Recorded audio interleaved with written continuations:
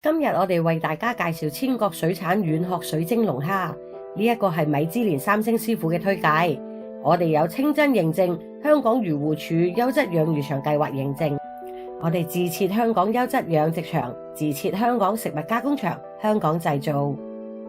我哋呢一隻軟殼龍蝦更加獲得 WWF 世界自然基金會可持續發展環保海鮮嘅認證。反轉盒背就見到有4個 QR code， 分別係購物平台、Facebook、產品介紹同埋煮食方法。跟住仲有我哋文字嘅產品介紹。我哋打開盒蓋，將隻冰硬嘅軟殼龍蝦攞出嚟，只需要連埋膠袋喺星盤度浸大概15至30分鐘，等佢完全溶解。首先介紹酥炸軟殼龍蝦嘅做法。剪開膠袋，攞隻軟殼龍蝦出嚟，用廚房抹手指索乾水。為咗想隻蝦受熱平均，我哋咧就攞支竹籤由蝦尾穿到過去蝦頭。今次嘅做法好簡單，我哋只需要去超市買咗盒萬用炸漿，根據佢嘅指示開好咗個粉漿之後，將全隻軟殼龍蝦都搽勻，等油溫去到180度左右，我哋就可以開始炸軟殼龍蝦啦。炸幾多分鐘呢？就要視乎隻龍蝦有幾大。我建議大家參考翻我哋喺膠袋上面嘅分鐘說明，大概就係炸5至10分鐘左右。咁大家就可以品嘗到美味香脆嘅酥炸軟殼水晶龍蝦噶啦。除咗酥炸軟殼龍蝦，我哋今日亦都為大家示範氣炸鍋嘅軟殼龍蝦。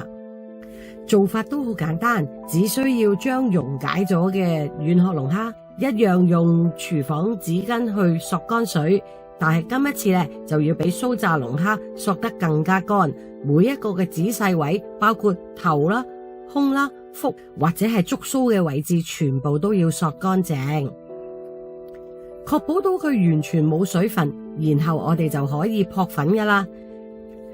首先，我哋將已經索乾水嘅軟殼龍蝦上少少油，確保到全隻軟殼龍蝦都受熱均等，所以我哋就建議用支竹籤由龍蝦嘅尾巴咧插翻上去頭部，跟住就可以準備上粉噶啦。想隻軟殼龍蝦更加酥脆，就確保每一個位置都上滿咗我哋嘅生粉啦。最後一個步驟，只需要噴多一浸油喺個龍蝦表面，跟住就可以將個氣炸鍋 preheat 大概2-3分鐘，確保到個氣炸鍋入邊係熱嘅狀況啦。跟住我哋就可以將隻軟殼龍蝦用180度去氣炸噶啦。至於氣炸嘅時間呢，同酥炸龍蝦一樣，需要按每隻軟殼龍蝦嘅唔同大細咧去衡量嘅。我哋都係建議大家參考翻包裝袋上面嘅煮食時間。